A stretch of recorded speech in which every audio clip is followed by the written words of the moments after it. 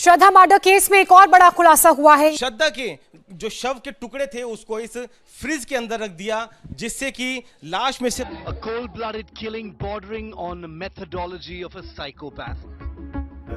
तो दोस्तों, आज का जो मुद्दा है वो थोड़ा गंभीर श्रेणी का है। एक ऐसा कृत्य जिसने न केवल कानून को अपितु पूरी मानवता को झकझोर के रख दिया, और इसके लिए पूरे देश भर में सोशल मीडिया पर जो है,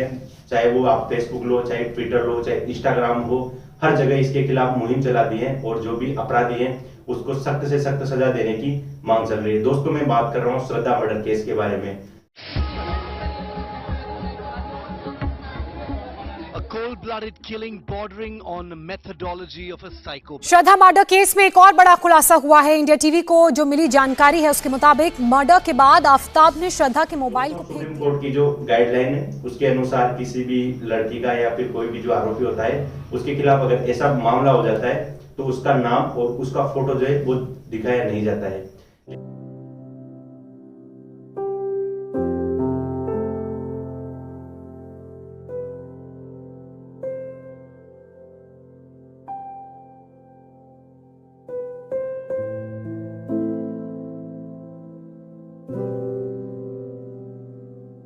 लेकिन जिस तरह से सोशल मीडिया पर और न्यूज में जिस तरह से ये फोटो और जो उनके जो पते हैं या फिर उनका जो कहां पर रहते हैं उनके बारे में जितनी भी जो डिटेल्स हैं जिस तरह से वायरल हो रही है, उसको लेकर के मुझे भी आप लोगों को समझाने के लिए उनका सहारा लेना ही पड़ेगा। इसके लिए मैं क्षमा चाहूंगा।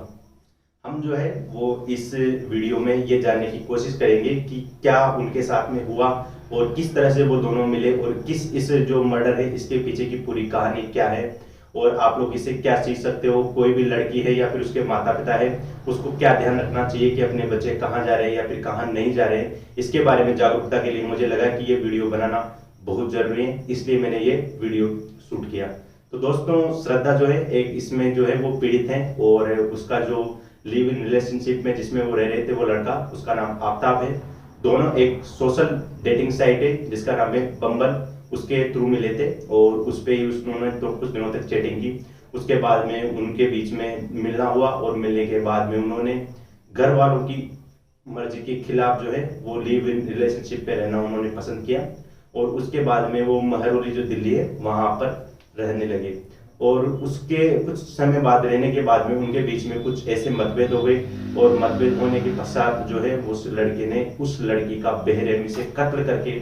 उसके 35 टुकड़े कर दिए और उन टुकड़ों को वो प्रत्येक रात जो है वो एक एक बार जाता था और जंगल में फेंक के आता था। और ज्ञात सूत्रों से और दिल्ली पुलिस ने बताया कि वो जो है वो खून के धब्बे मिटाने के लिए उसने एक अमेरिकन वेब सीरीज है जिसका नाम है डेक्स्टर, उसका सहारा लिया है और उसको देखा और उसको देख करके ही इस तरह की प्लानिंग को अंजाम दिया।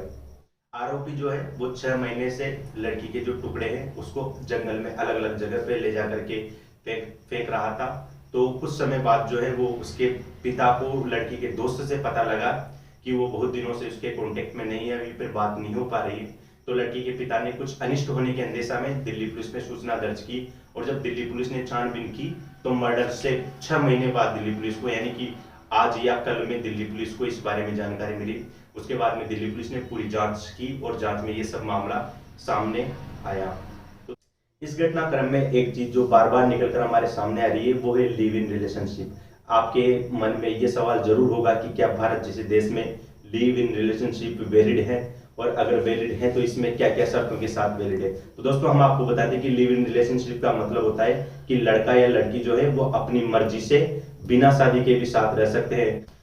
उनसे उत्पन्न संतान जो है उनको भी उतने ही अधिकार मिलेंगे जितने की एक मैरिज किए हुए माता पिता की संतान को मिलते हैं। और दोस्तों, अगर लिव इन रिलेशनशिप में रहते हुए अगर लड़की के साथ में किसी प्रकार की बदसलूकी होती है या फिर किसी प्रकार की मारपीट होती है तो उसके लिए भी घरेलू हिंसा संरक्षण अधिनियम 2005 का जो है ये उसी कानून के रूप में अप्लाई होगा। तो दोस्तों, आप समझ ही चुके होंगे कि सुप्रीम कोर्ट जो है इसने हरी झंडी दे दी है इसको और अपने कई मामलों में सुप्रीम कोर्ट ने स्वीकार किया है कि लिव इन रिलेशनशिप में रहना भी जीवन जीने के अधिकार में शामिल है। दोस्तों, आप लोगों के मन में बहुत गुस्सा होगा और ऐसा ही गुस्सा मेरे मन में भी है और पूरे देश भर के मन में भी है। और जो श्रद्धा है उसके पिता की भी यही इच्छा है कि उसको सख्त से सख्त सजा मिले और उसको फांसी की सजा मिले। तो क्या दोस्तों, मर्डर के लिए हमारा कानून फांसी की सजा को वैध मानता है? तो दोस्तों, हमारे आईपीसी जो इंडियन पेनल कोड है उसमें एक धारा है, धारा 302। तो 302 के तहत अगर किसी भी प्रकार के कोई भी व्यक्ति जो है वो जानबूझ करके अगर किसी की हत्या करता है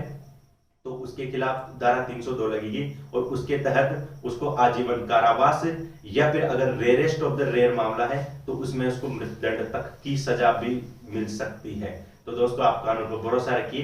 कानून के नजर से देखेंगे तो उसकी जांच पड़ताल पूरी होने के बाद में, कानूनी प्रक्रिया पूरी होने के बाद में इसको निश्चित रूप से सजा मिलेगी। और हमें सतर्क रहना है और इस तरह के जो लोग हैं इन पर विश्वास नहीं करना है, इनसे बच के रहना है, क्योंकि हमारी सावधानी ही इनसे बचाव का एकमात्र